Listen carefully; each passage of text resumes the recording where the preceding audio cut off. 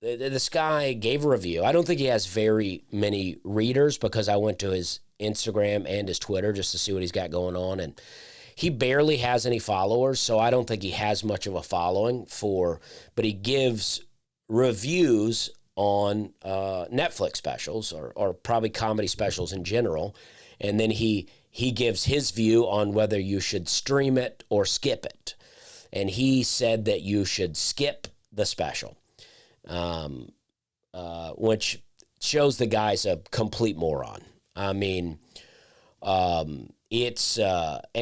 his thoughts were not all so negative. It wasn't like he was really negative about the podcast, which is why I don't get why in the end he said to skip it. But he made this comparison, and I think it's because, Netflix likes to call me a blue-collar comic, and I am. I'll say that. I'm not saying that I'm not.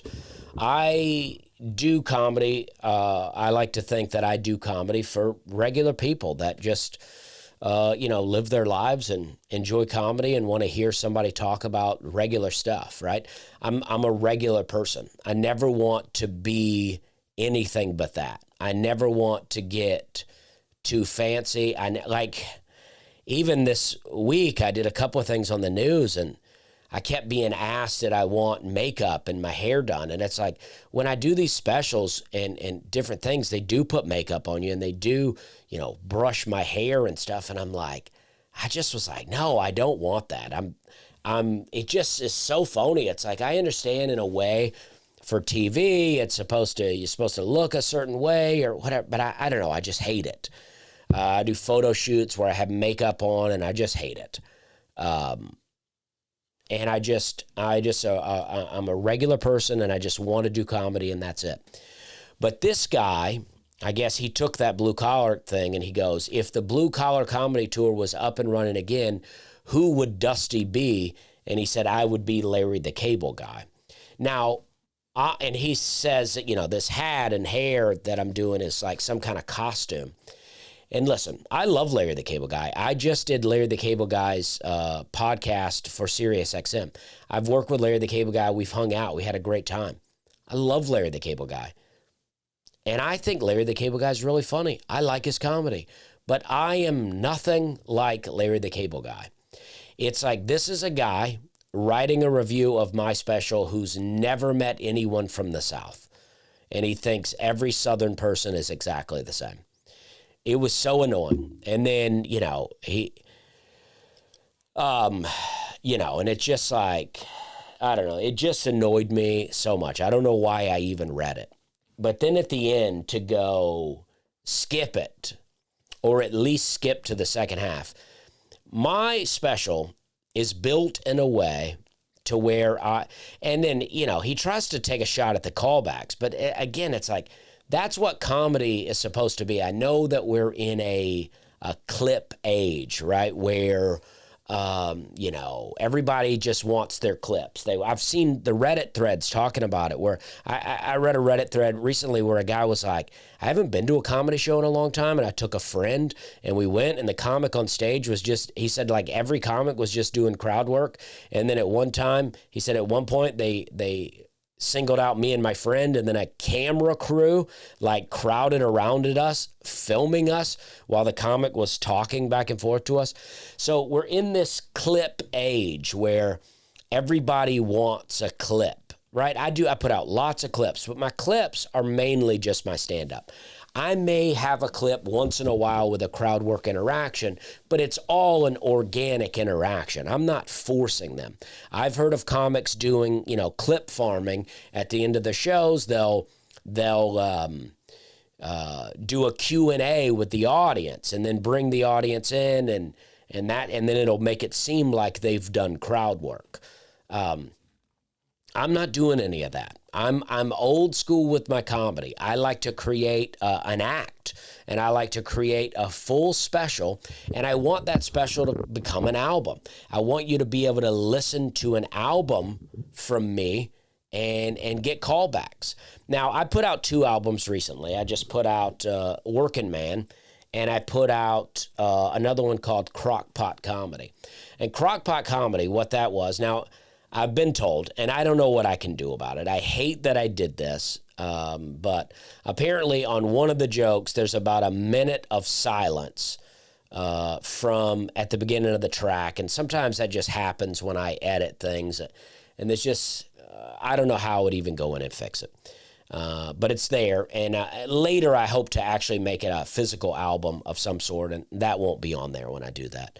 And then also, Spotify would not let me put Working Man on their platform because they don't allow, on spoken word albums, they don't allow any tracks shorter than 3 minutes, which I wasn't aware of. And the intro and the outro are both just short things.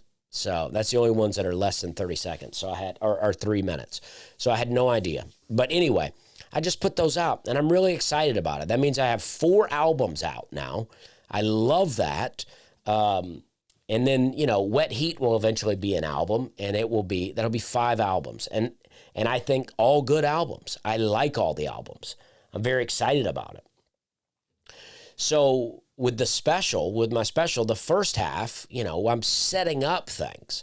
I'm planting seeds. I mean, they're all full jokes, but I'm planting seeds. And then in the second half, I make callbacks to all these jokes. So to skip the first half and go to the second, and then the guy complimented 2 of my jokes that are in the first half. It's like, guy, do you even know what you're talking about? He calls himself the comic's comic. I'm like, do you even know what you're talking about? And I don't think he does. I don't think he has any idea. But the special's good. A couple of people complained about it. And this was, I'm not trying to, call out Nateland-related people, but this was Nateland-related people. And one person said they like everything about Nateland except my special. And I commented, but I just want them to know, this special has nothing to do with Nateland. All right, it's not Nateland produced. It's not a Nateland production. It doesn't have anything to do with Nateland.